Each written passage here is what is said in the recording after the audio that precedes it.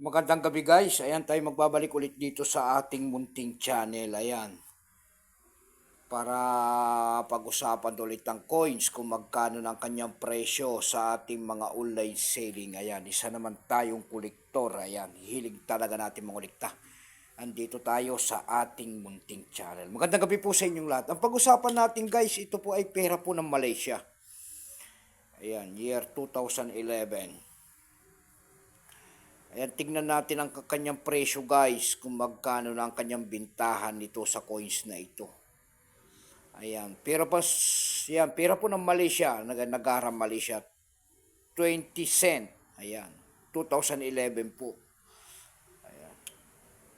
Pero bago tayo magpapasalamat muna sa lahat na masugid na tagapagsubaybay dito sa ating munting channel guys, lalo-lalo na ang aking mga subscriber. Thank you so much sa inyong lahat. Ayan, magandang gabi po. Maraming salamat din po sa mga nanonood dyan sa kabila ko pong channel. Ayan, aking FB page. Lahat po na nakapalo sa akin, magandang gabi po sa inyong lahat. God bless at magandang gabi po. Yun naman po sanang hindi nakapag-subscribe dito sa aking YouTube channel. Anyayaan ko lang sana kahit malaking tulong na po o bagay ang inyong magagawa tulad ng pagpindot ng ating subscribe button, like and share para ma-update ko naman kayo sa mga bago ko pang ilalabas na video about coins guys. Ayan. Magandang gabi po. Ito po ang ating pag-usapan na barya sa gabing ito. Ayan. Pera po ng Malaysia. Nagsimula ito mula year 1989 hanggang 2011. Ayan. Value po nito ay 20 cent. Ayan. Currency ringgit, 1967 up to date po. Kung ano materialis ang ginamit sa barya na yan po ay copper nickel. May bigat lamang itong 5.66 grams. May haba naman itong 23.59 mm. May kapal po naman itong 1.75. Orientation ay medal alignment. Number and dash 1658. Reference number KM-52. Ayan, Bank of Negara, Malaysia. Ito pong year 2011 na ito po ay 12%.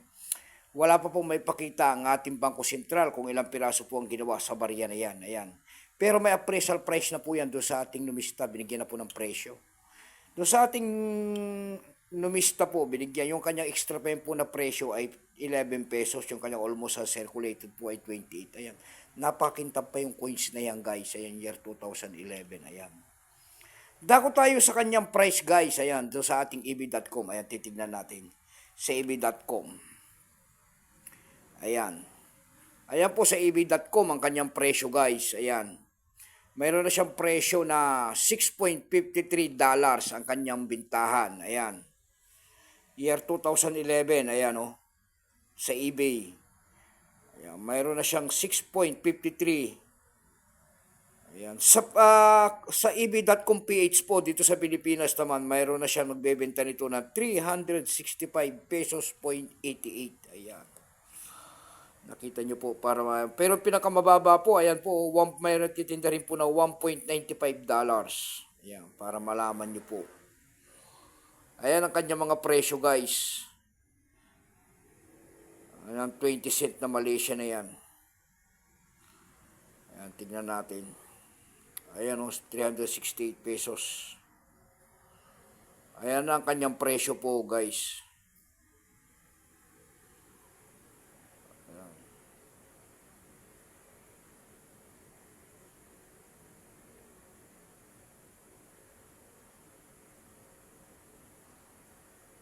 Ayan ang kanyang presyo po. $1.95 at saka sa ano naman po sa eb.com page po mayroon nagkabebenta na po ng 365 pesos 0.48 centavos. Meron naman tayo nakita rito na pinakamataas po ayan o $6.53. Ayan. Bebenta po sa eb.com. eb.com po ayan. Para mamaya masabihin nyo na naman hindi totoo po. Ayan, $6.53. Dako naman tayo sa Carousel PH guys. Ayan. Sa Carousel PH. Ayan, tingnan niyo sa Carousel PH. Tingnan natin kung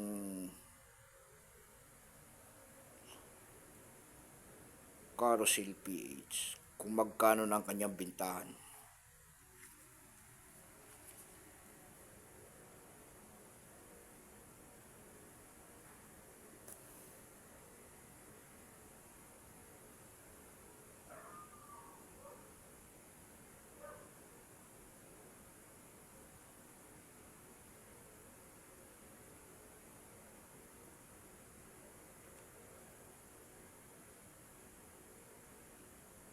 Meron na rin pala nagbebenta nito sa eBay guys. Ayan o.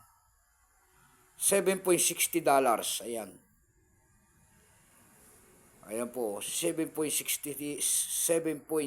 na rin ang bintahan po. 2004 naman.